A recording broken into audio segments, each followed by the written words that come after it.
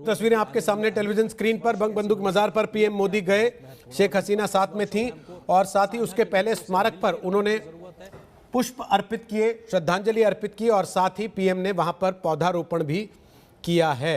बांग्लादेश की पीएम शेख हसीना भी पीएम मोदी के साथ में मौजूद हैं और ये भी बता दें कि विजिटर बुक में भी प्रधानमंत्री नरेंद्र मोदी ने अपना संदेश वहां पर लिखा है। प्रधानमंत्री के दूसरे दौरे के दूसरे दिन ये तस्वीरें वहां से लाइव जो आ रही हैं हम आपको दिखा रहे हैं और साथ ही अभी औराकांडी मंदिर जाने की तस्वीरें भी आप तक सीधी पहुंचेंगी। इस बीच बंगाल के चुनाव पर भी लगातार आज तक की नजर बनी हुई है। बंगाल के चुनाव में पल पल का अपडेट हम आप तक पहुंचा रहे हैं। बंगाल में आज पहले दौर में 30 सीटों पर वोट डाले जा रहे हैं, असम में 47 सीटों पर वोट डाले जा रहे हैं और हमारे साथ मेहमानों का एक पूरा बड़ा पैनल मौजूद है जिनसे हम बात भी कर रहे हैं और साथ ही साथ तस्वीरों का विश्लेषण, आंकड़ों का विश्लेषण भी वो हमारे दर्शकों के लिए लगातार कर रहे हैं। सवाल इस पर भी है कि बांग्लादेश की यात्रा को क्या बंगाल के चुनाव से जोड़कर देखा जाना चाहिए।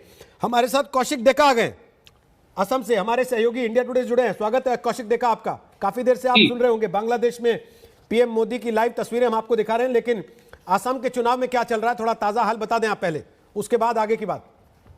असम में वोटिंग शुरू हो गया। आज पहले दौर का वोटिंग है। 47 सीट्स अपर असम, नॉर्थ असम और मिडिल असम, इन 3 जगहों पे हो रहे हैं और ये यहाँ पे जो सीट्स है वो असमी स्पीकिंग लोगों से डोमिनेटेड है, टी गार्डन वर्कर्स से डोमिनेटेड है और कुछ सीट्स संख्या में कम है वो मुस्लिम डोमिनेटेड है। तो जो भी पार्टी ये फर्स्ट फेज में ये 47 सीट्स में से मेजॉरिटी सीट्स निकाल लेंगे वही एक्चुअली निर्णायक होंगे। ये 47 सीट्स ही डिसाइड करेंगे कि असम में इवेंचुअली जीतेगा कौन।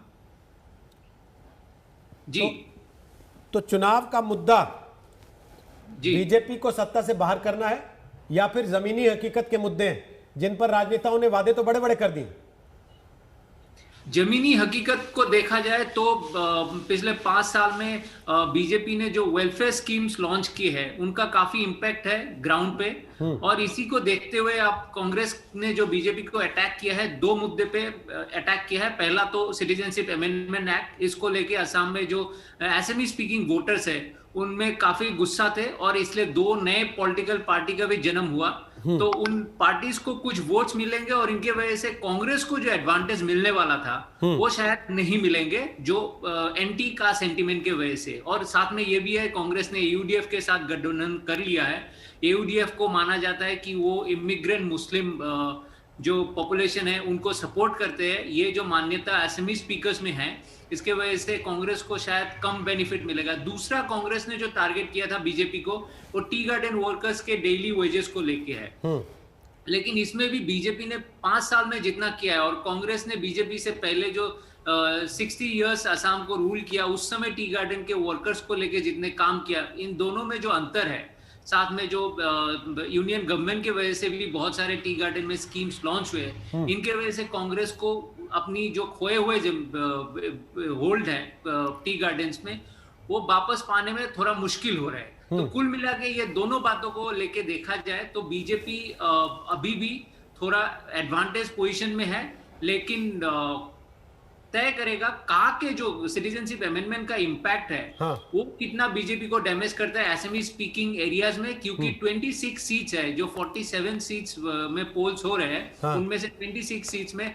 असमी स्पीकिंग पीपल डिसाइड करेगा। लेकिन हमने देखा है लास्ट ईयर जो कहा के एजिटेशन हुआ था उसके बाद कोविड आ गए और कोविड के वजह से काफी ये जो सेंटिमेंट था वो डाइल्यूट हो गए। साथ में हमने देखा है एक मैसिव कैंपेन बीजेपी ने लॉन्च किया है, उसके सामने कांग्रेस का जो कैंपेन है वो थोड़ा स्टेज है, लेकिन ग्राउंड में अब देखना पड़ेगा कि लोग कांग्रेस के 5 गारंटीज को जिसमें जॉब्स है, टी गार्डन वर्कर्स के वेजेस है, महिलाओं के पैसे है और सिटीजनशिप अमेंडमेंट एक्ट को बातिल करने की बात कहा गया है, लेकिन उसके मुकाबले बीजेपी ने भी ऑफर किया है जॉब्स का, लेट ही सही कांग्रेस के बाद ऑफर किया है 2 लाख जॉब्स का।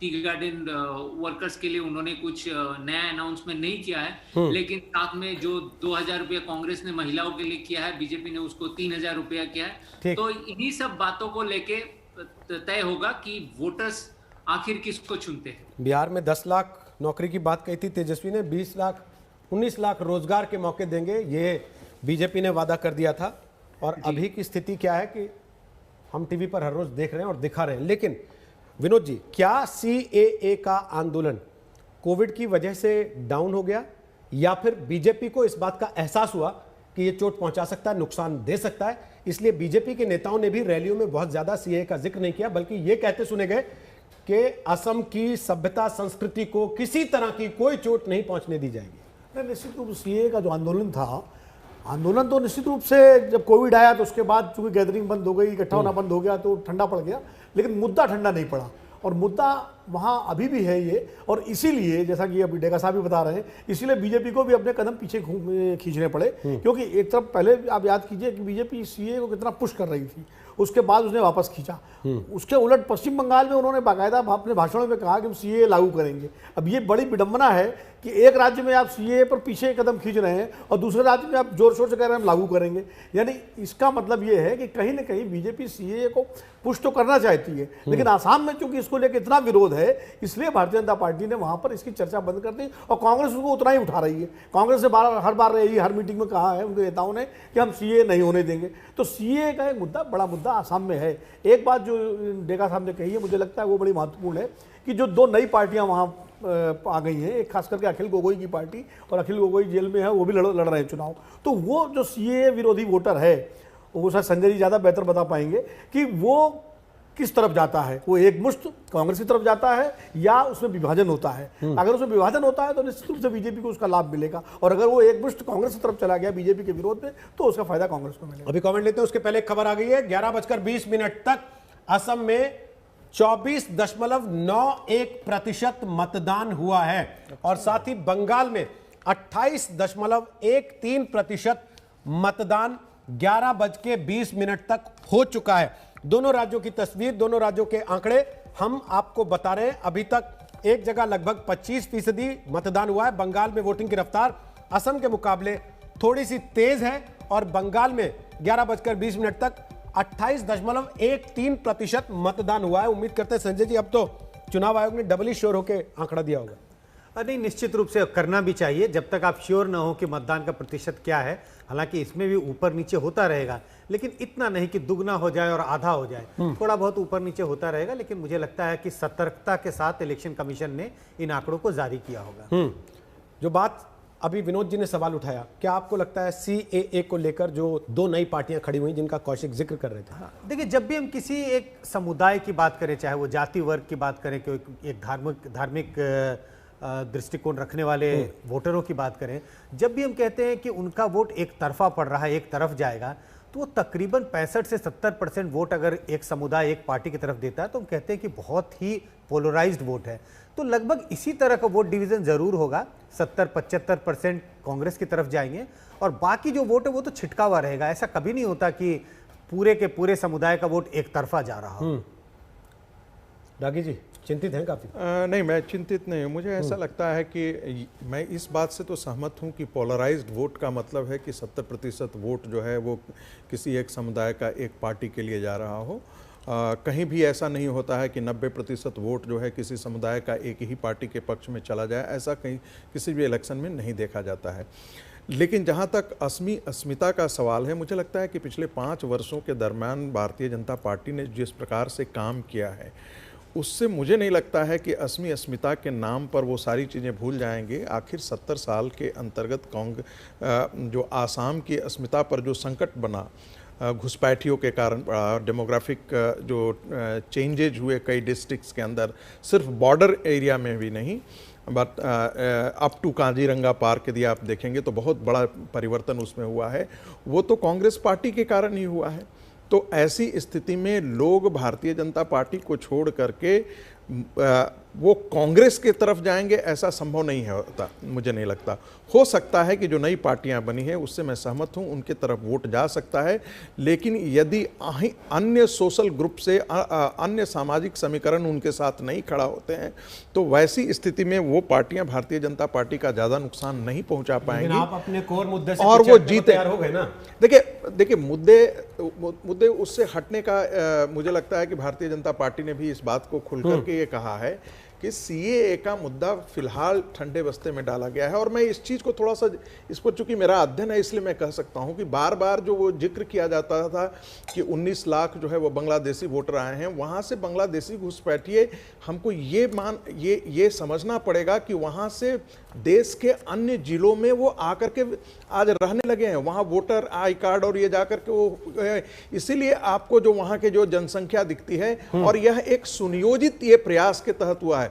जिस प्रकार से आप रोहिंग्या को देखते हैं कि 3700 किलोमीटर हुए अच्छी मजबूत सरकार आपको मिली थी, तब आपने कदम पीछे क्यों खींचे, डर के मारे कि अगले चुनाव में वोट हाथ से खिसक जाएगा अगर ऐसा कर देंगे? देखिए एक तरफ आप ये कहते हैं कि हमारी सरकार पॉपुलिस्ट मेजर्स नहीं लेती है, हम नोटबंदी भी करते हैं भले ही उसमें हमारे खिलाफ लोग खड़े हो जाएं, हम लॉकडाउन भी करते हैं भले ही लोग हमसे नाराज हो जाएं, हम किसान आंदोलन चलने देंगे, बिल वापस नहीं लेंगे भले ही लोग नाराज हो जाएं, क्योंकि हम बेहतरी के लिए कर रहे हैं। अगर सीएए बेहतरी के लिए है तो फिर चुनाव के समय में हाथ पीछे क्यों खींचा? अभी आऊंगा इस पे बात करूंगा, आपको मौका मिलेगा। विनोद जी भी बोलना चाहते हैं, उसके पहले एक आंकड़ा आ रहा है वो दिखा देते हैं अपने दर्शकों को। यह आंकड़ा है 11:39 तक का। बांकुरा में 36.48% वोट, झारग्राम में 36.87% वोट, पश्चिमी मिदनापुर में 35.9% वोट, पूर्वी मिदनापुर में 38.8% वोट और पुरुलिया में 33.65% वोट। ये 11:39 तक का आंकड़ा बंगाल में पहले चरण का आ चुका है। काफी तेज रफ्तार से वोटिंग हो रही है। अनुपम हमारे साथ है इस मिदनापुर से, पूर्वी मिदनापुर से। अनुपम, क्या मायने निकालेंगे इसके?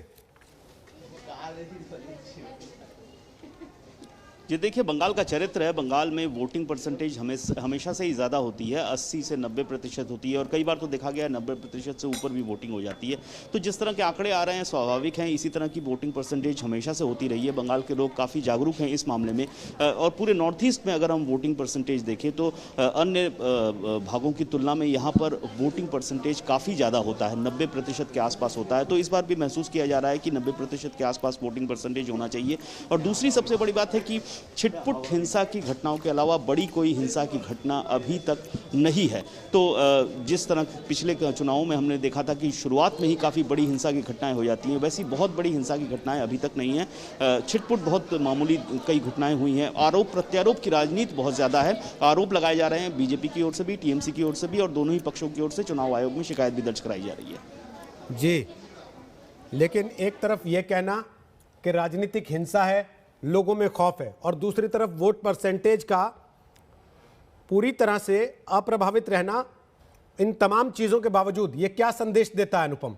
क्या ये नहीं बताता कि जनता उत्साहित है वोट डालने के लिए आज भी? जी बिल्कुल, इससे पहले भी अगर दशकों पहले का हम इतिहास देखें तो हिंसा का इतिहास शुरू से रहा है। यहाँ वामपंथ के समय में था, टीएमसी के समय में था और चल रहा है। लेकिन जो वोटिंग परसेंटेज है वो उसमें कभी भी कमी नहीं आई है। वोट आदमी अपना देना चाहता है। एकमात्र पंचायत चुनाव में ऐसा हुआ था कि जब लोग वोट नहीं दे पाए थे तो नौबत कोर्ट तक पहुंची थी, व्हाट्सएप तक पहुंची थी। तो ये एक बार ही ऐसा हुआ है। लेकिन जितनी भी वारदातें हों, जितनी भी हिंसा हो, जो वोटिंग परसेंटेज होती है उस पर कुछ खास असर नहीं होता है। और इसी को प्रभावित करने के लिए जो हिंसा की घटनाएं होती हैं वो होती रही हैं, लेकिन बहुत ज़्यादा इसमें कामयाबी जो अराजक तत्व हैं उनको कभी नहीं मिली। पिछला अगर इतिहास हम खंगालें तब भी उनको नहीं मिली और आज का इतिहास हम देखें तब भी उनको नहीं मिली है। तो जो मतदाता है काफ़ी जागरूक है, अपना वोट शुरू में सुबह ही डालने की कोशिश करता है। और ट्रेंड यही रहा है कि सुबह से जो लंबी कतारें, लंबी लाइनें हम देखते हैं उसका एक मायने यही है कि जितनी देर होगी हिंसा की घटनाएं बढ़ने की आशंका हो सकती है। इसलिए लोग चाहते हैं सुबह ही अपना वोट देते हैं और खासतौर पर महिलाओं की संख्या इस बार 50% के आसपास है और उन्होंने सुबह से ही वोट डालना शुरू कर दिया है। चलिए, महिला मतदाता ही तय करेंगे अगर महिला मुख्यमंत्री की किस्मत। और यह भी कहा जाता है कि प्रधानमंत्री नरेंद्र मोदी की लोकप्रियता महिला वोटरों में ज्यादा है, क्योंकि ज्यादातर केंद्र सरकार की स्कीम्स जो हैं वो महिलाओं के हित से जुड़ी हुई स्कीम्स हैं। इस पर बात करें उसके पहले एक आंकड़ा अपने दर्शकों को और दिखा देते हैं। वो आंकड़ा असम का, 11:39 तक असम में कितनी वोटिंग पहले चरण के मतदान के दौरान हो चुकी है, ये आपके सामने टेलीविजन स्क्रीन पर है। 47 सीटों के लिए आज वोट पड़ रहे हैं। बोकाखाट में 28% वोट पड़ चुके हैं, धनसिरी में 26.1%, विश्वनाथ में 27.1%, धेमाजी में 25.12%, धाकुआ खाना में 26% वोटिंग अब तक हो चुकी है। 11:39 तक माना जा रहा है 25% से ऊपर वोटिंग, और बंगाल में अब तक 36% से ऊपर मतदान हो चुका है। इसी के साथ हम एक बहुत छोटा सा ब्रेक यहां पर ले रहे हैं, लेकिन ब्रेक के बाद वापस आएंगे तो लगातार कवरेज बंगाल, असम दोनों राज्यों में आज पहले दौर की वोटिंग हो रही है। किस तरफ जाएगा चुनाव, क्या पहला दौर उसकी वोटिंग कुछ संकेत देगी और मुद्दे क्या। छोटे से ब्रेक के बाद लौट रहे हैं, आप देख रहे हैं आज तक।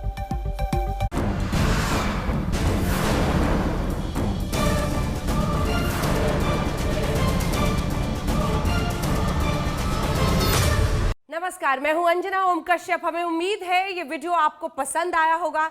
लेटेस्ट खबरों के लिए यूं ही देखते रहिए आज तक, और इस वीडियो के पसंद आने पर लाइक, शेयर एंड सब्सक्राइब करना ना भूलें।